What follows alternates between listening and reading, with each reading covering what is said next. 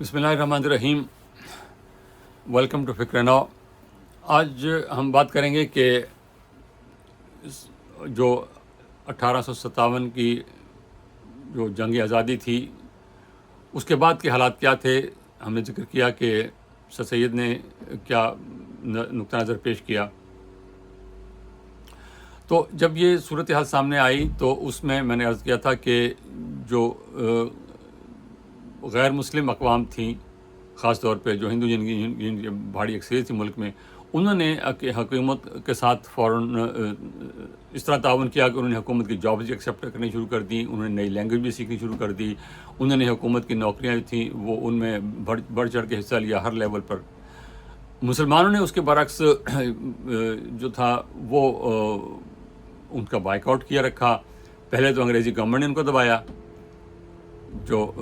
کہ یہ مسلمانوں کا قصور ہے، مسلمانوں نے بغاوت کی ہے اور مسلمانوں کو دلی سے نکال دیا اور ان کو داخلہ بند کر دیا اور اس قسم کی حرکتیں کی. لیکن اس سے جو ہے مسلمانوں میں بھی جو ریزنٹمنٹ پیدا ہوئی اور جو غربت ان پہ آئی اور جو ان کے برے حالات ہوئے، اس سے جو ہے وہ دو ریئیکشن سامنے آئے. ایک یہ کہ آپ کے دینی مدارس کا ایک نظام شروع ہوا اور دین اور دنیا کی تعلیم الگ کر دی گئی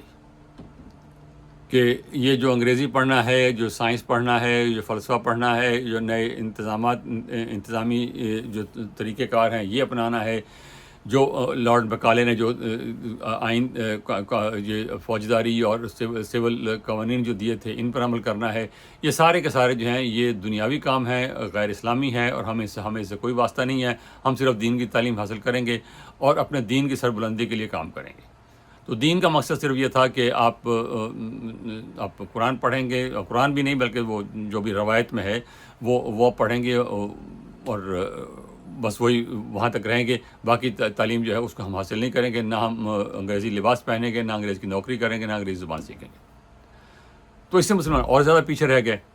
پہلے انگریزوں نے دبائے رکھا، پھر جب یہ سر سید کی وجہ سے اور باقی لوگوں کی وجہ سے کچھ موقع ملا بھی تو یہ مسلمان بحیثیت مجموعی اس میں شامل نہیں ہوئے، تو پیچھے ہی رہتے چلے گئے. اور سر سید نے جو کہا وہ یہی تھا کہ آپ تعلیم حاصل کریں، انگریزی کے ساتھ تعاون کریں. اور سر سید احمد خان خود بھی ایسٹ انڈیا کمپنی کے ملازم تھے. وہ 20-21 سال کی عمر میں ایسٹ انڈیا کمپنی میں بھرتی ہو گئے تھے، ان کے ساتھ ملازمت کرتے تھے. اور انہوں نے پھر وہ جو ہے علی گڑھ کالج بنایا جسے MAO کالج کہتے تھے، محمد اینگلو اورینٹل کالج، وہ بنایا. پھر بعد یونیورسٹی بن گئی. تو اس طرح پھر جو زیادہ تر جو لوگ تھے بنگال کے، مدراس کے، بامبے کے جسے آج کل جہاں مہاراشٹرا ہے، اور ساؤتھ کے موسٹلی یہ جو لوگ تھے یہ بڑھ چڑھ کر آگے آئے اور انہوں نے بہت زیادہ حکومت میں اپنا حصہ بنایا. اپنے تعلیمات وہاں انگریزوں نے بھی بہت کالج والے انسٹیٹیوٹ بنائے اور اس میں مسلمان جاتے ہی نہیں تھے پڑھنے کے لیے. تو ان لوگوں نے انگریزی تعلیم حاصل کی اور آگے بڑھے. تو مسلمان جب پیچھے رہ گئے اور یہ لوگ آگے بڑھے، ان کو نئی تعلیم بھی ملی. تو اس دوران آل انڈیا کانگریس کا وجود پیدا ہوا اور آل انڈیا کانگریس بنائی گئی، جس کا مقصد یہ تھا کہ ہندوستان کے جو لوگ ہیں ان کے مسائل جو ہیں وہ حکومت کے سامنے رکھے جائیں. اور اس میں اس وقت تک جو ہے جب یہ کانگریس بنی ہے 1885 کے قریب جب یہ بنی ہے، تو اس وقت اس کے کوئی آزادی کے مسائل نہیں تھے کہ ہمیں آزادی چاہیے، انگریزی حکومت ہم نے ختم کرنی ہے. اس وقت مسئلہ یہ تھا کہ جو ہمارے مسائل ہیں وہ انگریزی حکومت اس کو سنیں اور اس کے مطابق جو ہے ہمیں انصاف دیا جائے. ایک یہ تھا کہ جو ICS کا امتحان ہے وہ ہندوستان میں بھی ہو جیسے انگلینڈ میں ہوتا ہے، وہاں پر بھی ہو، یہاں پر بھی. ورنہ اس سے پہلے یہ تھا کہ انگلینڈ میں امتحان ہوتا تھا اور وہاں سے پھر جو لوگ منتخب ہوتے وہ سارے وہ انگریز منتخب ہوتے تھے. ہمارے لوگوں کا چانس ہی نہیں تھا اس میں منتخب ہونے کا. تو یہ ان کا ایک مطالبہ یہ تھا. اور اسی طرح باقی مطالبہ تھے کہ انگریزی بیسیکلی یہ تھا کہ حکومت کے ساتھ جو ہے وہ رابطہ رکھا جائے اور حالات کو بہتر بنایا جائے. جو مس انڈرسٹینڈنگ ہیں، جو گیپس ہیں ان کو پر کیا جائے. مسلمان پھر بھی اس سے باہر رہے. پھر 1905 میں جو ہے وہ لارڈ کرزن جب یہ وائس رائے بنے ہیں تو انہوں نے دو کام کیے. ایک تو نے پنجاب کو تقسیم کر دیا اور دوسرا بنگال کو تقسیم کر دیا. پنجاب کی تقسیم انہوں نے یوں کی کہ پشاور پنجاب کا حصہ تھا، پشاور سے لے کے اور ستلج تک یہ پنجاب گورنمنٹ میں کا حصہ تھا، بلکہ اس سے پہلے تو یہ دلی بھی پنجاب کا حصہ تھا، لیکن وہ پھر بعد میں جب سکھ گورنمنٹ بنی ہے تو ستلج تک ہی محدود رہی، اور ستلج سے لے کے اس طرف جو تھا پشاور تک یہ پنجاب تھا۔ کشمیر بھی پنجاب کا حصہ رہا سکھ گورنمنٹ کے دوران، تو وہ پر کشمیر تو انہوں نے پہلے بیچ دیا تھا، تو لیکن پنجاب کو انہوں نے تقسیم کر دیا کہ پشاور سے لے کے اٹک تک کا جو علاقہ تھا اس کو انہوں نے پنجاب سے الگ کر دیا اور اس کا نام رکھا نارتھ ویسٹرن فرنٹیئر پروونس، اور آج تک وہی سرحدیں موجود ہیں، اور اسی کو ہم جو ہے آج خیبر پختونخوا کہتے ہیں۔ بنگال میں انہوں نے یہ کیا کہ بنگال میں جو مشرقی اور مغربی بنگال تھا اس کو الگ کر دیا۔ یہاں کوئی ایسا مسئلہ نہیں پیدا ہوا، لیکن وہاں وہ بہت بڑا مسئلہ پیدا ہو گیا، کیونکہ مشرقی بنگال جو تھا، جو اب بنگلہ دیش ہے، جو اس سے پہلے مشرقی پاکستان تھا، وہاں پر مسلمانوں کی اکثریت تھی، لیبر وہاں پر زیادہ تھی، انڈسٹری جو تھی وہ کلکتہ ویسٹ بنگال جو تھا اس میں تھی، تو جو کانگریس تھی اور جو انڈسٹریلسٹ تھے وہ سارے ہندو تھے، پارسی تھے، باقی مذاہب کے لوگ تھے، مسلمان خیر سے نہیں تھے کہیں بھی، تو ان لوگوں نے پھر مطالبہ کیا کہ یہ اس کو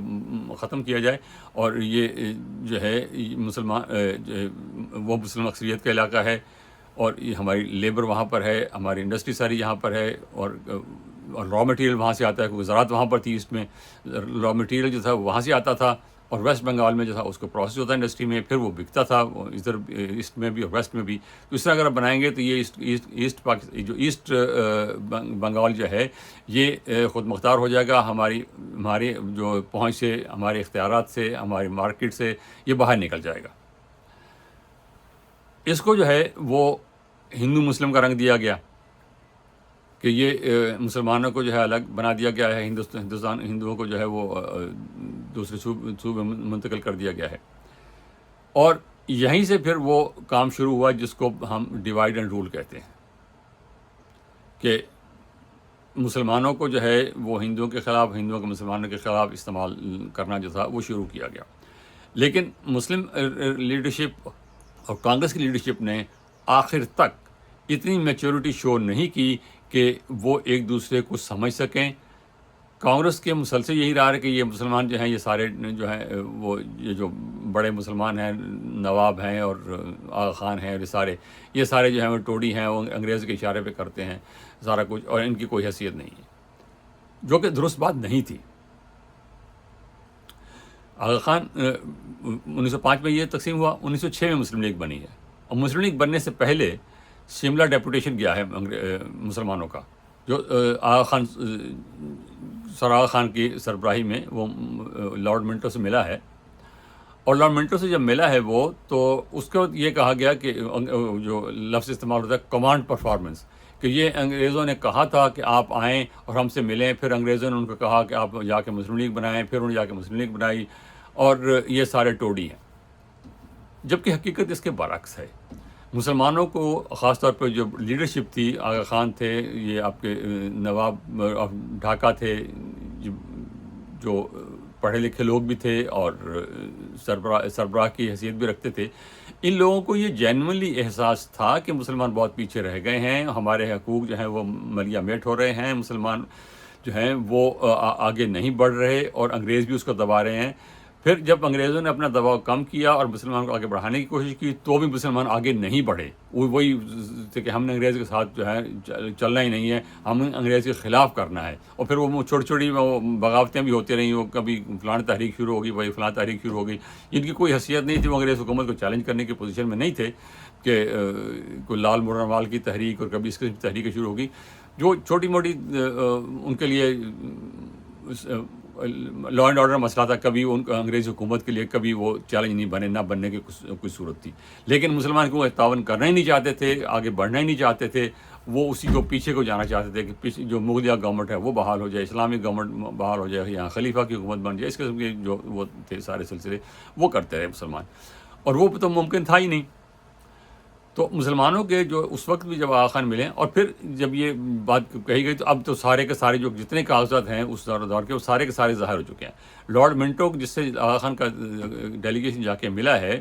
اس کے جو کاغذات ہیں اب سارے ظاہر ہو چکے ہیں. اس میں کہیں یہ بات موجود نہیں ہے کہ ان کی طرف سے کوئی انسٹرکشنز تھی کہ ہمیں آ کے ملا جائے، بلکہ اس میں یہ لکھا ہوا ہے کہ لارڈ منٹو نے یہ لکھا ہے اپنے سیکرٹری کو دفتر میں کہ یہ کون لوگ ہیں، کیوں آنا چاہتے ہیں، ان کا مقصد کیا ہے آنے کا. تو وہ لارڈ منٹو کو پتہ بھی نہیں کہ یہ کیوں آنا چاہتے ہیں. تو یہ